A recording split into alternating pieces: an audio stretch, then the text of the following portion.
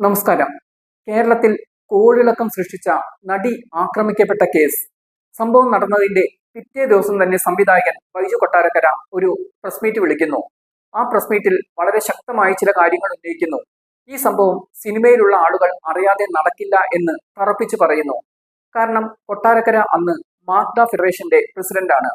Pulsar Suni ഉൾപ്പെടെയുള്ളവരെ നന്നായിട്ട് അറിയാം. ഒരാഴ്ചയോളം എല്ലാ ചാനലുകളും ബൈജു കൊട്ടാരക്കരയെ വിളിച്ച് ചർച്ചകൾ നടത്തുന്നു. ഒടുവിൽ അമ്മ എന്ന സംഘടനയും എറണാകുളത്ത് നിന്ന് ഒരു മീറ്റിംഗ് വിളിക്കുന്നു.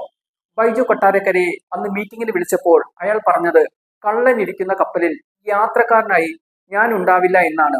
പിന്നീട് ദിവസങ്ങൾക്ക് ശേഷമാണ് പൾസർ സുനിയും നടൻ ദിലീപും എല്ലാം അറസ്റ്റിലാവുന്നത്. അന്നു മുതൽ ഏതാണ്ട് 1000-ഓളം ചാനൽ ചർച്ചകളിൽ ബൈജു കൊട്ടാരക്കര ഈ വിഷയത്തിൽ പ്രതികരിച്ചിട്ടുണ്ട്.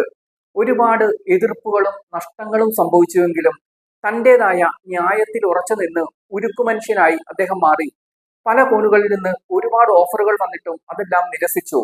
എറണാകുളത്ത് ഹൈക്കോടതിക്ക് അടുത്തുള്ള വഞ്ചി സ്ക്വയറിൽ ബൈജു കൊട്ടാരക്കരയുടെ നേതൃത്വത്തിൽ വിളിച്ചുകൂട്ടിയ ഒരു സമ്മേളനം സാമൂഹിക സാംസ്കാരിക സിനിമാ രംഗത്തുള്ള പ്രമുഖർ പങ്കെടുത്തിരുന്നു. ആ സമ്മേളനത്തോടു കൂടി കേസിന് മറ്റൊരു ഗതി വന്നു. എത്രയൊക്കെ ശക്തമായി ശബ്ദിച്ചിട്ടും അവസാനം ചില ആളുകളുടെ പണക്കൊഴുപ്പിന് മുന്നിൽ പലതും വീണുടഞ്ഞു. കേസ് തീർന്നു പോകും എന്ന അവസ്ഥയിൽ ഇരുന്നപ്പോഴാണ് ബാലചന്ദ്രകുമാർ എന്ന സംവിധായകൻ ബൈജു കൊട്ടാരക്കരയ്ക്ക് ചില രേഖകൾ കൈമാറുന്നതും ചില ശബ്ദ സന്ദേശങ്ങൾ കൈമാറുന്നതും. അത് കൊട്ടാരക്കരയുടെ ന്യൂസ് ചാനൽ ആയ ദി ന്യൂസിൽ വന്നതോടുകൂടി കേസ് വീണ്ടും അന്വേഷിക്കപ്പെടുന്നു. ബാലേന്ദ്രകുമാർ പ്രധാന സാക്ഷിയായി വരുന്നു. ബൈജു കൊട്ടാരക്കര ക്രൈംബ്രാഞ്ചിന് മൊഴി കൊടുക്കുന്നു. ചാനൽ ചർച്ചയിൽ ജഡ്ജിക്കെതിരെ നടത്തിയ ഒരു പരാമർശത്തിന് ബൈജു കൊട്ടാരക്കെതിരെ ഹൈക്കോടതി സ്വമേധയാ കേസെടുക്കുന്നു. മാപ്പ് പറഞ്ഞ് ആ കേസിൽ നിന്നും ബൈജു കൊട്ടാരക്കര രക്ഷപ്പെട്ടുവെങ്കിലും ഈ കേസിൽ നിന്ന് സത്യം പുറത്തു വരാതെ പിന്മാറില്ലെന്ന ഉറച്ച വിശ്വാസത്തിൽ വീണ്ടും പോരാട്ടം നടത്തുന്നു.